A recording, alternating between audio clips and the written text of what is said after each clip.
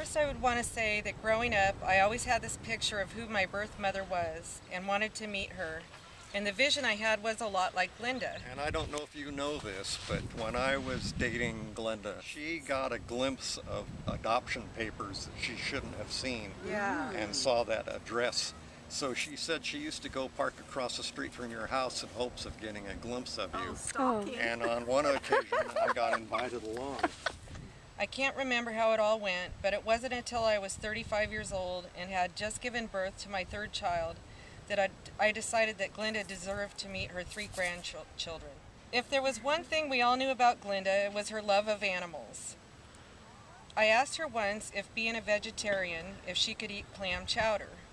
She said to me that she didn't eat anything with a face. I asked, do clams have faces? She said, to me they do. We had a debate on who was the biggest animal fanatic. I thought we were equal, and she thought she was the bigger fanatic. One of the ranch hands gave me some eggs he said were fertilized, and I took them home and I hatched them in my closet. My parents didn't know I had them. Then I heard the story of how she saved a field mouse and kept it as a pet. And then I brought a duck lamb into the dining room. I remember Mom telling the story. Oh, my beautiful hardwood floors had a lamb. That was Another time we were talking about horse whisperers. I asked her if she ever knew one. I heard her say she did know one. I couldn't understand her very well at first, but then realized she was saying, I know one, me. On the drive home, I thought about it. When I got home, I called her and said, you win.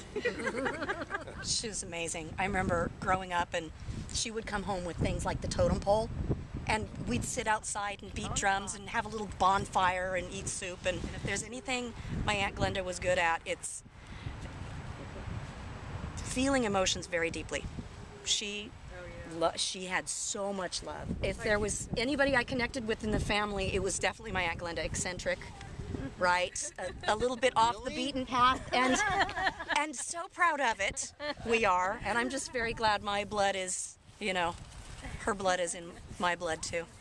As it became harder to understand Glenda, I tried to think of a way to keep talking on the phone so she wouldn't feel embarrassed.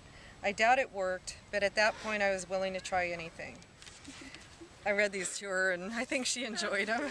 When I am an old horsewoman, I shall wear turquoise and diamonds and a straw hat that doesn't suit me. I found the peace in being free to have a horse as a best friend. A friend who waits at midnight hour with a muzzle and knicker and patient eyes for the kind of woman I will be when I am old. That one gets me. Jack and I put together a medicine bag for Glenda. It's right here. I wrote her this list of what's inside of it.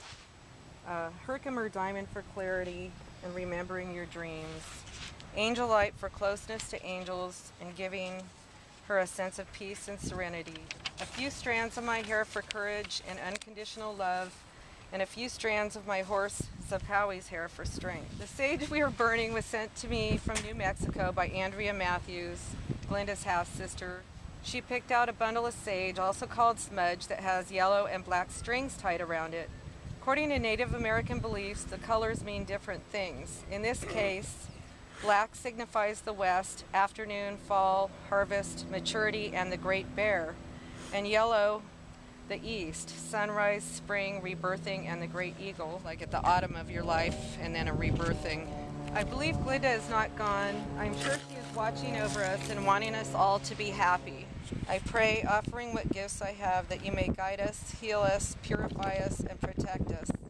I pray for all our relations that we may exist together in harmony and balance. Wado. Part of growing old is outliving one's friends. This is the third time this has happened to me over the last several years. I wish Glenda had stuck around a little longer and in good health, because she would have made a good curmudgeon.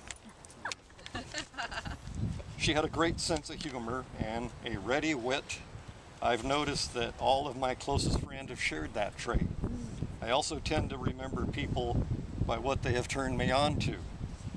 She introduced me to brown rice, Jackie and Roy, English saddles, and Winnie the Pooh. So this is all kind of bittersweet at this point, but I believe that we always remember the good times. As the Grateful Dead sang in Truckin', what a long, strange trip it's been. I always had this vision that ever since she passed, she hasn't passed, and she's waiting on one side of the fence, and her horse is on the other. So we opened the gate today, I think.